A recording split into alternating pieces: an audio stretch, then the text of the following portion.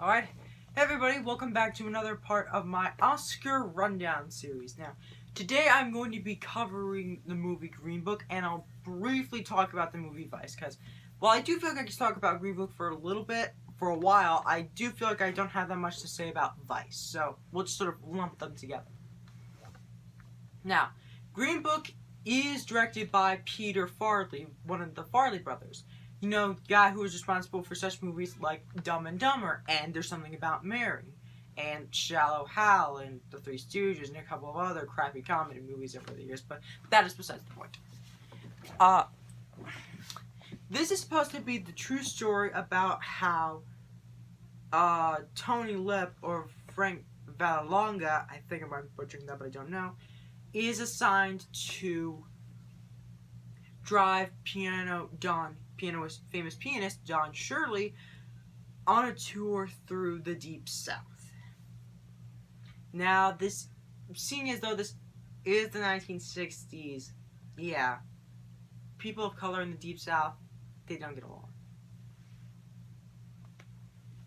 Now, what I do want to mention real quick is that Viggo Mortensen and especially Mahershala Ali are great in this movie. In case you're wondering who Viggo Mortensen is, he was actually in the Lord of the Rings trilogy. He was Aragorn, son of Arathorn. You know, that guy. I thought that he did a really, really good job, portraying this, actual true person. And, of course, I actually thought Mahershala Ali was incredible as Don Shirley. In case you're wondering who he is, he was actually the voice of Uncle Aaron from Spider-Man Into the Spider-Verse, which should have been nominated for Best Picture instead of just Best Animated Feature, but hey, that's just my own personal opinion. And I also feel like that maybe instead of this, if Beazle Street Could Talk could probably be Best Picture.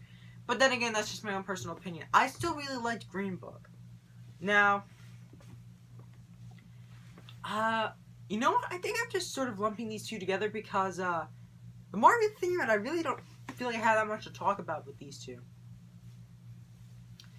I do feel like that, whenever you're making a biopic and you try and sort of go for a more crowd-pleasing approach, it doesn't really work all that well. But with Green Book here, it works. I do really, really like this movie.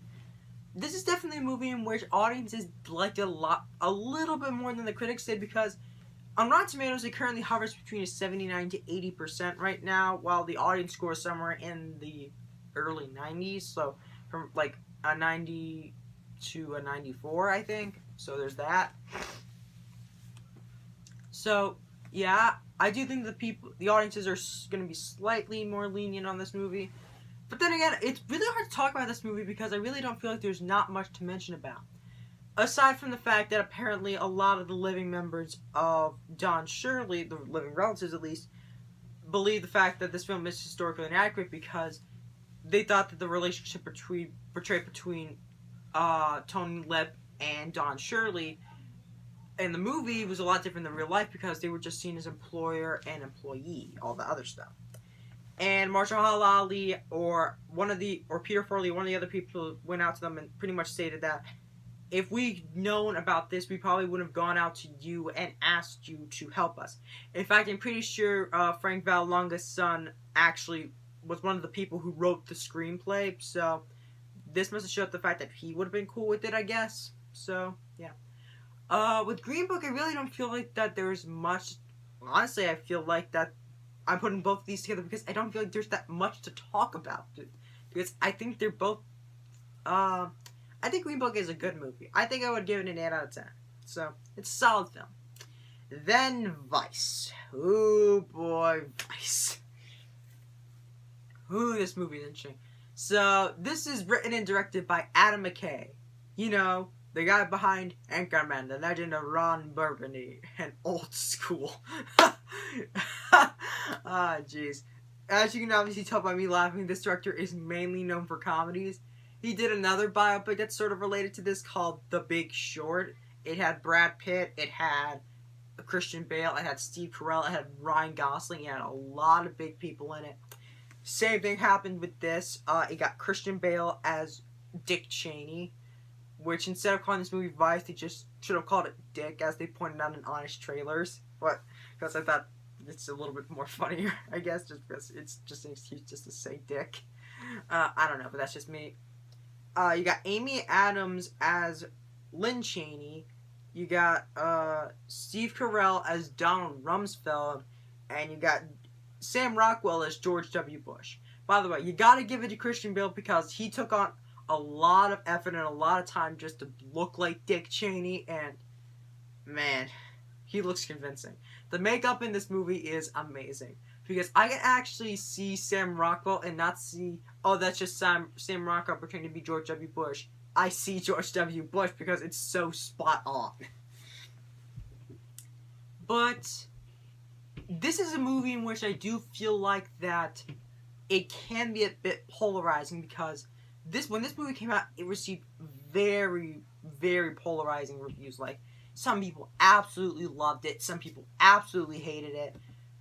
But then again, well, I honestly don't know because if I'm just speaking personally, if I had to give this a score instead of professionally, I honestly would just have to give it a question mark because I honestly don't know what to make of this movie. I just don't know.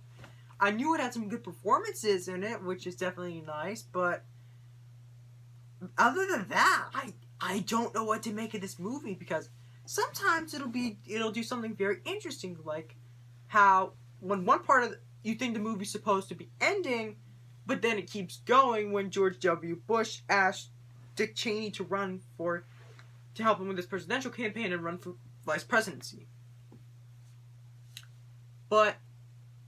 And there's another scene in which, there's actually this guy named Kurt, who's pretty much the narrator for this entire film, that's telling us the whole life story of Dick Cheney.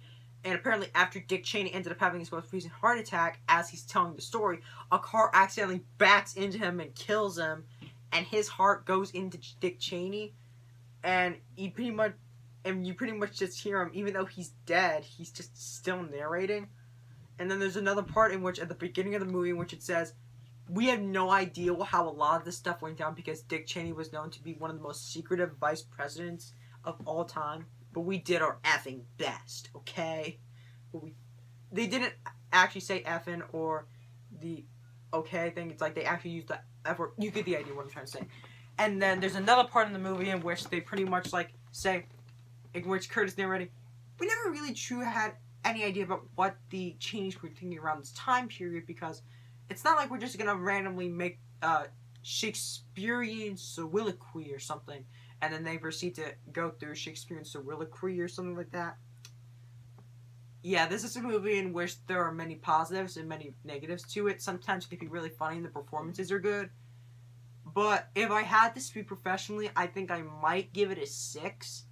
But speaking personally, I think I'll just give it a question mark because I honestly have no idea what to make of this movie at all.